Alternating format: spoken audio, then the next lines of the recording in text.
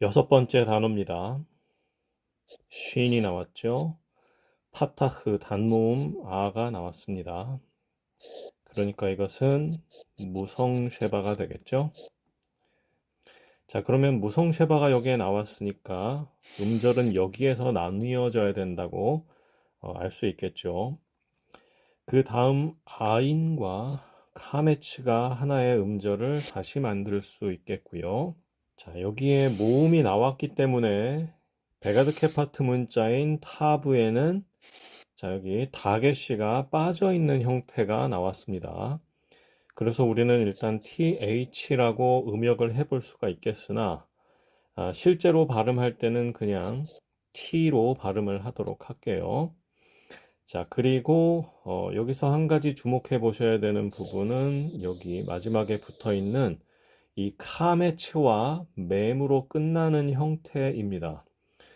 이 경우에는 그들의라는 뜻으로 대명전미사가 되겠고요.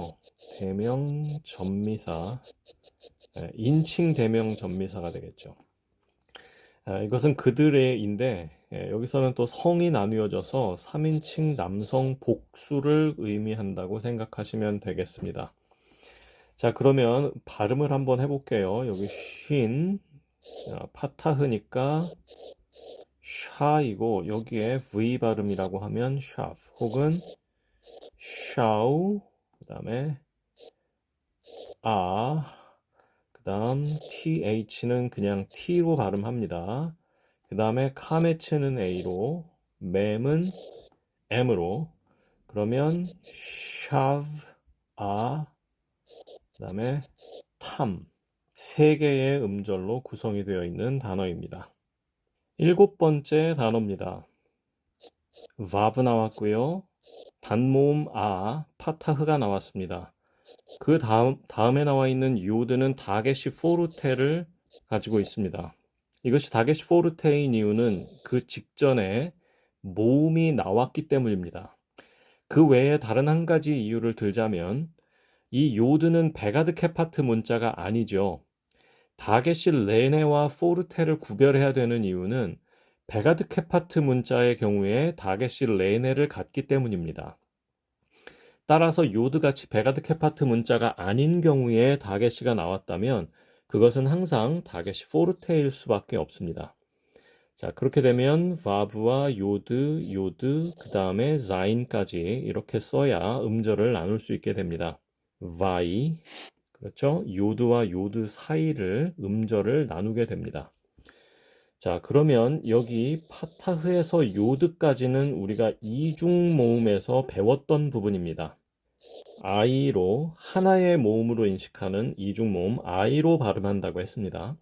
그러면 Y가 되겠죠. 그 다음에 여기에 있는 이 히렉은 요드에 붙여줍니다. 그리고 자인에 있는 쉐바까지 붙여주면 또 하나의 음절을 구분하게 되는데요. 자, 여기에 있는 이 히렉은 단모음이기 때문에 이 자인에 있는 쉐바는 무성 쉐바가 되겠죠. 무성 쉐바가 나왔으니까 당연히 여기서 다시 한번 음절이 나누어지게 됩니다. 자, 그러면 한번 써볼까요? Y까지 했으니까 그 다음에 is, V's. 자, 그 다음에 카프와 홀렘과 레시가 나왔습니다. 카프의 경우에는 다게시 레네를 가지고 있죠. 왜냐하면 여기에 자음으로 끝나는 음절이 있었기 때문에 그 직전에 자음으로 끝나는 음절이 있었어요. 왜냐하면 이건 무성이기 때문에 모음이 아니죠. 여기에 자음으로 끝났단 말이에요. 그렇게 되면 베가드 케파트 문자의 경우에는 본연의 강한 소리를 내야 됩니다. 그 다음에 여기에 모음은 홀렘, 장모음 O, 그러면 K와 O, 그 다음에 받침으로는 R, 레시를 써줍니다. 그러면 Vi is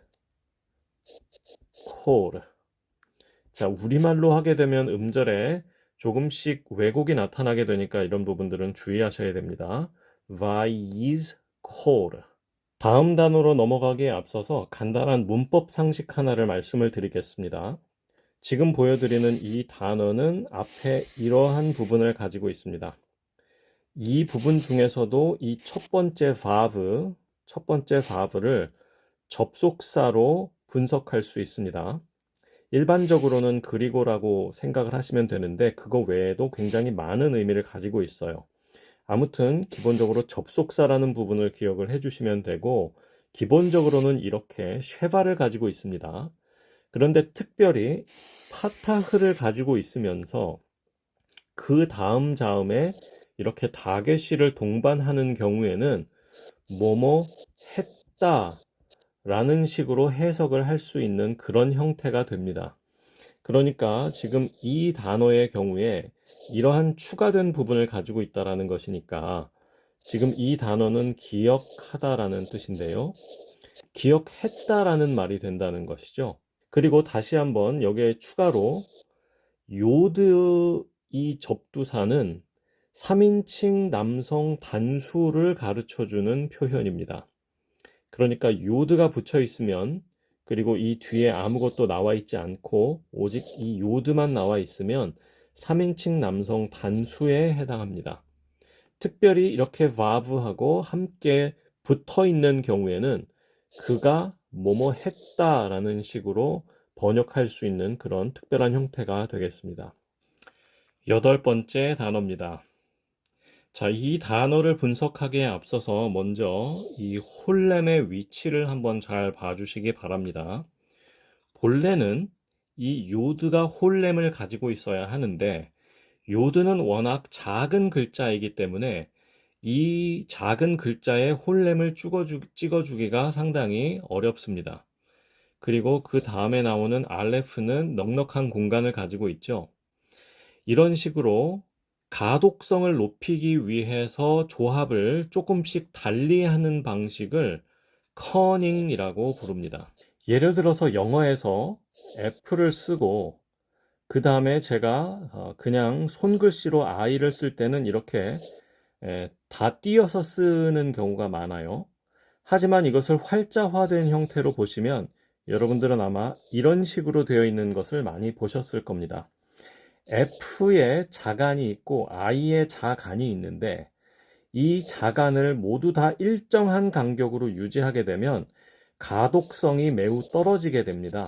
그래서 그 가독성을 높여주기 위해서 자간을 서로 다르게 함으로 해서 어떤 글자 같은 경우에는 작기 때문에 매우 작은 자간을 설정해 놓거나 혹은 조금 큰 글자 같은 경우에는 조금 더 크게 설정을 해서 이런 식으로 조금 더 가독성을 높이는 거예요.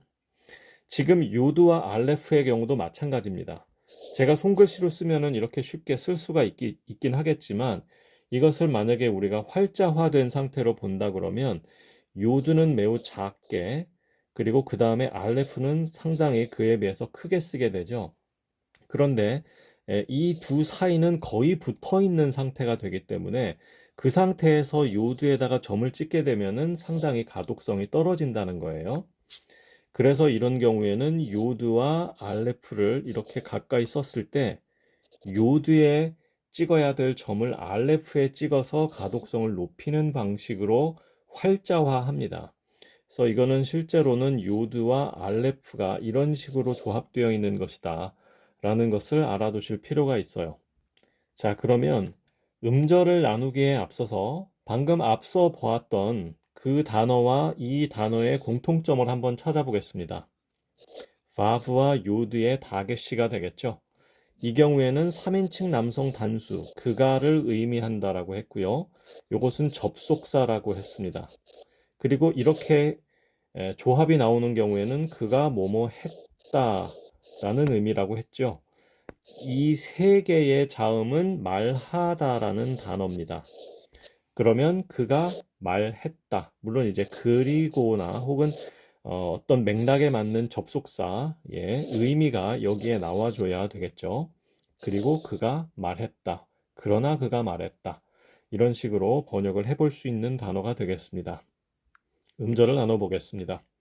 여기에도 역시 요드의 다게시 포르테가 쓰였기 때문에 우리는 바브의 요드를 두 개 연달아 쓰고 그 다음에 알렙까지 써서 음절을 여기에서 나누도록 하겠습니다. 그러면 다시 한번 바이 아까 했던 그 형태가 나왔고요. 그 다음에 요드에 홀렘이 있는 거라고 했죠. 그 다음에 알레프가 종성의 자리에 오게 되면은 그 알레프는 하는 소리가 있는 것이 아니라 묵음입니다. 소리를 내지 않아요. 묵음입니다. 그러니까 초성, 중성, 종성의 자리에 있지만 소리가 없으니까 여기서 끊어줘야 되고요. 발음하게 되면 바이, 요. 자, 그 다음에 나오는 맴, 세골, 레쉬까지 하게 되면 이건 간단하죠. 메르. 음절은 바이, 요, 메르. 바이, 요, 메르. 이런 식으로 발음하게 됩니다. 그리고 그가 말했다. 워낙 많이 나오는 단어입니다. 이 자체의 형태가 굉장히 많이 나오기 때문에 이 단어를 통째로 기억해 두시면 나중에 굉장히 유용하게 쓰실 수가 있어요. 9번째 단어입니다. 이 단어도 역시 동사인데요. 이 동사에서 주목해 보실 부분은 이 첫 번째 문자 알레프입니다. 어떤 동사가 알레프로 시작하고 있다면 물론 그 단어는 그 자체로 알레프로 시작하는 것일 수도 있지만 앞에가 접두사일 가능성이 있습니다. 이렇게 접두사라는 것이 만약에 확인이 된다면 그것은 나는이라고 하는 의미를 가지고 있어요. 그리고 그 다음에 나오는 단어는 무엇이다, 일 것이다, 이런 식으로 해석을 하게 됩니다. 말하자면 미래나 현재로 해석할 수 있다라는 얘기예요. 지금 나와 있는 이 요드해라는 동사는 영어의 비동사와 유사한 의미를 가지고 있습니다. 그러니까 나는 무엇이다 라는 뜻이 되는 것이겠죠. 자, 이 단어의 경우에는 출애굽기에서 모세가 하나님을 만났을 때 하나님의 성함을 물어보는 장면에서 하나님께서 가장 처음에 말씀하셨던 말, 나는 스스로 있는 자이다에서 나는 무엇이다 라고 했을 때 나왔던 그 표현이 에흐예입니다. 그리고 나아가서 이 에흐예라고 하는 단어 자체는 스스로 있는 자라고도 표현이 되었습니다. 그래서 하나님께서는 에흐예라고 말씀하신 후에 본인의 이름을 스스로 있는 자라고 하신 것이 아니라 사실은 에흐예이다 라고까지도 얘기를 하셨어요. 그러니까 에흐예가 2번 나왔다라는 얘기예요. 에흐예, 그 다음에 관계대명사가 나왔고 다시 한번 에흐예라고 하는 단어가 나왔습니다. 한글 성경에서는 이 말을 나는 무엇이다라고 그대로 번역할 수가 없었기 때문에 스스로 있는 자다라고 번역을 했습니다. 그래서 이 단어가 기원이 되어서 나중에 야훼라고 하는 단어가 거기에서 파생되어서 나오게 됩니다. 이렇게 요드, 해, 바브, 해 여기 보시는 것처럼 스펠링이 굉장히 비슷하죠. 여기 루트가 여기에 해당하는데요. 굉장히 루트가 비슷한 모양을 가지고 있습니다. 이 야훼라는 표현은 하야라는 동사에서 나왔다라는 것이고 특별히 이렇게 4개의 자음 문자를 가리켜서 야훼의 이름을 말한다고 해서 신명사 문자라고 표현하고요. 라틴어에서는 테트라그라마톤이라고 이야기합니다. 이번에는 음절을 나눠보겠습니다. 알레프는 이런 기호로 표시하고 여기는 단모음 에, 그러니까 이렇게 써야 되고요. 그 다음에 요 해의 경우에는 일기모가 아니죠. 왜냐하면 해가 일기모가 되려면 지금 여기에서 보시는 것처럼 이렇게 맨 마지막에 나와야 되기 때문이에요. 그래서 여기에 이 해 같은 경우는 H의 음가를 가지고 있습니다. 이렇게 되겠죠. 여기에 단모음이 나왔기 때문에 이 쉐바는 무성이 됩니다. 에, 이런 식으로 나누어져야 되겠죠. 그 다음에 요드는 Y, 그 다음에 세골 다시 한번 Y, 자, 그 다음에 나오는 이 해는 방금 말씀드린 것처럼 일기모가 됩니다. 그렇게 되면 해는 쓰지 않고 이 에에서 끝나야 되겠죠. 예. 이런 식으로 발음을 하시면 되겠습니다. 마지막 10번째 단어입니다. 10번째 단어의 음절을 나누기에 앞서서 먼저 악센트 기호 한 번 더 설명을 해드리도록 하겠습니다. 앞선 영상에서는 실룩이나 뭐 그 외에 다른 몇 가지의 악센트를 말씀을 드렸었는데요. 지금 이 아트나하의 경우에는 그 전에 말씀드렸던 이 실룩, 이렇게 생긴 기호죠. 실룩이라는 기호와 더불어서 굉장히 많이 나타나는 기호이기 때문에 한번 알아두시면 좋을 것 같습니다. 일반적으로 실룩의 경우에는 소파쑥이라는 단어의 그 절의 마지막에 붙는 일종의 마침표 같은 역할을 하는 기호와 함께 쓰인다라고 했고, 아트나흐 같은 경우에는 어떤 문장이 있을 때 그것을 어떤 의미의 군으로 나누어 볼 수 있겠죠. 그래서 맨 마지막에 나오는 단어의 경우에는 소파쑥과 실룩을 찍어주는 것이고, 그 의미의 단위에서 첫 번째 단위에 있는 마지막 단어의 액센트를 아트나흐로 표시해 주는 경우가 있습니다. 이제 음절을 나눠보도록 하겠습니다. 요드는 Y, 이것은 자음이라고 했어요. 그 다음에 단모음 E, 그 다음에 단모음이 나왔으니까 무성쉐바죠? 그러면 음절은 여기에서 나누어지게 됩니다. 그 다음에 헤트, 강한 소리예요. 뭐 이렇게 점을 찍어서 표시를 해주기도 합니다. 기억할 수 있으신 분들은 기억해 주시고, 그렇지 않으면 그냥 H로 쓰셔도 괜찮아요. 그 다음에 액센트가 여기에 있기 때문에 폐음절이지만 이것은 단모음이 될 수 없죠. 이게 폐음절이고 액센트가 없을 때는 단모음이 되는데, 그렇지 않고 액센트가 지금은 있기 때문에 이것은 카메츠, 장모음 아가 됩니다. 그래서 이츠, 자, 음절이 하나예요. 이츠까지가. 그 다음에 학, 이렇게 되는 거죠. 이츠, 학. 이상으로 영상을 마칩니다.